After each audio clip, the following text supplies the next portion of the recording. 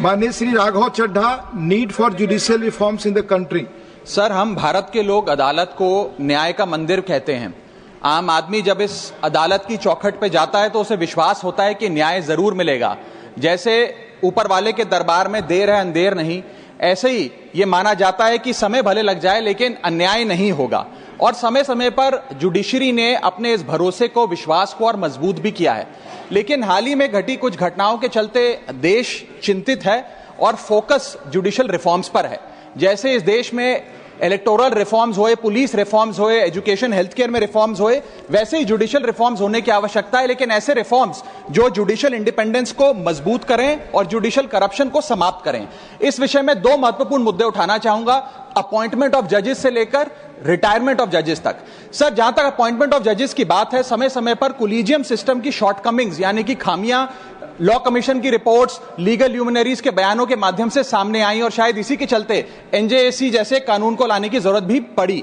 लेकिन अब समय आ गया है कि कोलिजियम स्वयं ही अपने आप को रिफॉर्म करे, अपने आप को रीइन्वेंट करे, ताकि दो चीजें जिसको लेकर लैक ऑफ ट्रांसपेरेंसी और लैक ऑफ पब्लिक स्क्रूटनी, जिन दो विषयों पर कोलिजियम सिस्टम की को क्रिटिसाइज किया जाता है, उसे दूर किया जाए और एक इंडिपेंडेंट ट्रांसपेरेंट प्रोसेस बने जिसमें सीनियरिटी पर, मेरिट पर और इंटेग्रिटी के आधार पर नियुक्ति हो। इस संदर्भ में एक सुझाव लाया हूं सर। आज से पहले एडवोकेट्स को सीनियर एडवोकेट्स डेजिग्नेट करने के लिए एक बड़ा ही ओपेक सिस्टम चला करता था, लेकिन सुप्रीम कोर्ट द्वारा खुद जो गाइडलाइंस लाई गई, आज उसके तहत किसी भी व्यक्ति को अगर सीनियर एडवोकेट बनना है तो उसके लिए एक ट्रांसपेरेंट पॉइंट बेस्ड प्रोसेस है, जिसमें आपसे आवेदन पत्र लिया जाता है। उसके बाद आपकी number of years of practice, pro bono matters कितने किए, कितने रिपोर्टेड जजमेंट है, उसके आधार पे आपको नंबर देकर, पॉइंट देकर आपकी नियुक्ति की जाती है। इसी प्रकार से एक transparent point based, merit based system अगर कोलिजियम सिस्टम लाए तो जजों की नियुक्ति में देश की जनता का और विश्वास बढ़ेगा।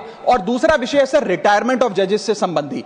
इस देश में एक चलन चलता आया है कि रिटायरमेंट के बाद सरकारें जजेस को एग्जीक्यूटिव या एडमिनिस्ट्रेटिव रोल में नियुक्तियां देती हैं, जिसके चलते conflict of interest, executive interference in judiciary और influence over pre retirement judgments के कई सवालिया निशान खड़े हो जाते हैं। मैं चाहूंगा कि पोस्ट रिटायरमेंट जॉब से संबंधी कुछ रिस्ट्रिक्शंस लाई जाएं। जैसे इस देश में article 148 of the Indian constitution साफ तौर पे कहता है कि सीएजी यानी कि controller auditor general of India की रिटायरमेंट के उपरांत, कार्यकाल की समाप्ति के बाद उन्हें किसी भी सरकारी पद पे कोई राज्य या केंद्र सरकार नियुक्त नहीं कर सकती। इसी प्रकार अगर एब्सोल्यूट रिस्ट्रिक्शन नहीं तो कहीं ना कहीं 2 साल का कूलिंग ऑफ मैंडेटरी पीरियड जरूर लाना चाहिए कि जजों के रिटायरमेंट के बाद कम से कम 2 साल तक उन्हें किसी भी सरकारी पद पर ना कोई राज्य सरकार ना केंद्र सरकार नियुक्त करे। यदि ऐसा होता है सर तो यह भारत के न्यायिक इतिहास में मील का पत्थर साबित होगा। हम देश के लोग अदालत को मंदिर मानते हैं और जजों को न्याय की मूर्ति मानते हैं। ये सारे जुडिशियल रिफॉर्म्स अगर होते हैं तो देश